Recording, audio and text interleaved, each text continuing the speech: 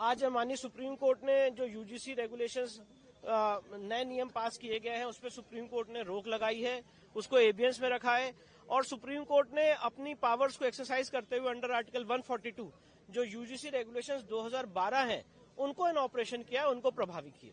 अगला कदम क्या रहेगा, क्योंकि इसमें सुप्रीम कोर्ट की तरफ अब सुप्रीम कोर्ट ने इस मामले में केंद्र सरकार को और सारे पक्षकारों को नोटिस जारी किया है और इस मामले की अगली सुनवाई 19 मार्च को निर्धारित की गई है। 19 मार्च को क्या कुछ होने की संभावना है? अब ये तो कोई व्यक्ति प्रेडिक्ट नहीं कर सकता है। केंद्र सरकार से जवाब मांगा है, केंद्र सरकार अपना जवाब देगी, फिर मामला आगे बढ़ेगा। मेन काउंसिल नहीं है। अच्छा, इंग्लिश में कर देते हैं। एक मिनट।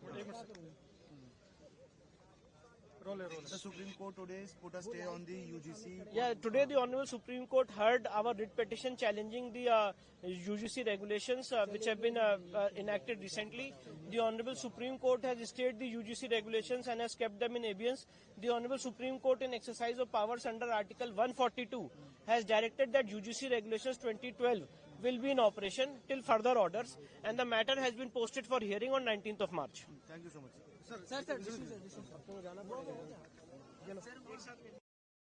सर्वोच्च न्यायालय ने जो नए रूल रेगुलेशंस थे यूजीसी के उनको स्टे कर दिया गया है और 2012 के जो रूल्स हैं उनको दोबारा से लागू कर दिया है।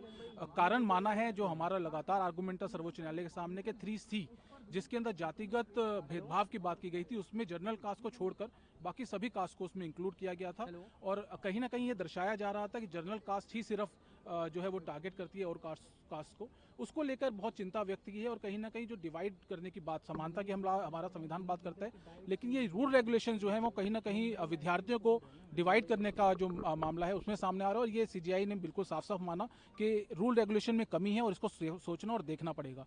इसी को लेकर उन्होंने कहा, एक सजेशन भी आया है कि एक कमेटी गठित की जाए और उस कमेटी के अंदर लीगल एमनी है, जो लोग एकेडमिक्स के हैं, कानूनी जानकार हैं, उन सबको रखा जाए और दोबारा से इसके बारे में फ्रेम करने के बारे में सोचा जाए। साथ साथ इसको स्टे कर दिया गया है। अब मार्च 2019 की जो है वो तारीख दी गई है। कमेटी में सर कौन कौन लोग होंगे, इसके बारे में क्या टिप्पणी की गई है? अभी जो सजेशन आया था उस सजेशन में लीगल एक्सपर्ट्स की बात की गई है, एकेडमिक्स की बात की गई है, सामाजिक जानकार जो है उनकी बात की गई है, पर अभी फॉर्मेशन को लेकर कोई साफ बात नहीं की गई है, लेकिन सजेशन आया तो आगे देखना होगा। सर सीजीआई की तरफ से सख्त टिप्पणी की गई है। टिप्पणी इस बात को लिखी की गई कि जो हालात अमेरिका में है, गोरों और कालों के बीच में उनके लिए अलग व्यवस्था है, वो स्थिति यहाँ पर पैदा नहीं होगी कि आजादी के 75 साल के बाद भी हम इस स्थिति में।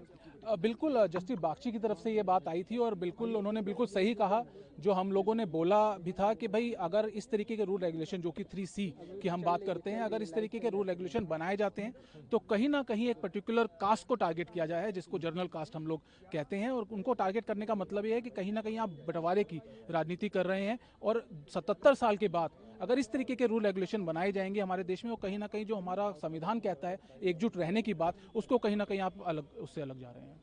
अगली सुनवाई सर कब होनी? 19 मार्च के लिए मामला जो है दोबारा से रखा गया। केंद्र सरकार की तरफ से सर क्या दलीलें रखी गई सर? आज केंद्र सरकार की तरफ से कुछ ज्यादा नहीं कहा गया है। उन्होंने कहा है कि हमें समय चाहिए। अब समय जो है 19 मार्च की डेट है, उससे पहले उनको जवाब फाइल करने के लिए भी कहा गया। तो आप यहाँ पर पूछ सकते हैं कि